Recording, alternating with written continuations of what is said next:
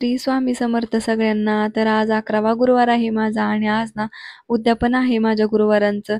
तर 11 गुरुवार माझे निर्विघ्नपणे पूर्ण झालेले आहेत. तर स्वामी महाराजांनी माझ्याकडून पूर्ण सेवा करून घेतली आहे आणि ना आज काहीतरी गोड बनवायचं होतं. मग नाही तर मला आज पुरणपोळी करायची होती.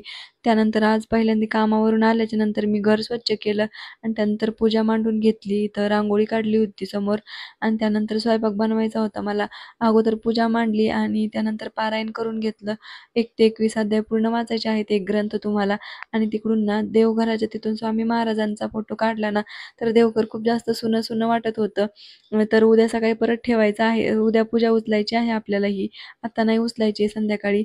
त्यानंतर माझं वाचन करून झालं आणि आरती केली मी आणि मग स्वयंपाक करायला घेतला.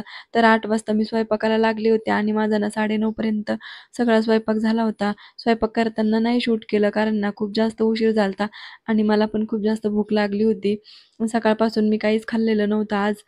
तर ना मग इथं नैवेद्य करून झाला माझा आणि त्यानंतर नैवेद्य दाखवला मी आणि आम्ही पण जेवण केलं दोघांनी. मला अ, आज ना इतकं कसं तरी वाटत होतं. एवढे दिवसापासून उपवास करत होते आणि आज ना पूर्ण झाले होते माझे उपवास.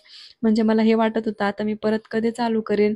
तर ना स्वामी महाराज माझ्याकडून नक्कीच परत लवकरच म्हणजे सेवा करून घ्यावी त्यांनी. तर स्वामींना ना बेसन लाडू पण खूप आवडतात. मी ठरवलं होतं की बेसन लाडू पण बनवायचे होते.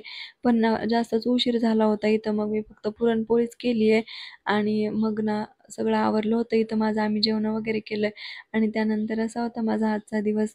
तर व्हिडिओ आवडला असेल तर चॅनलला सबस्क्राईब करा. श्री स्वामी समर्थ.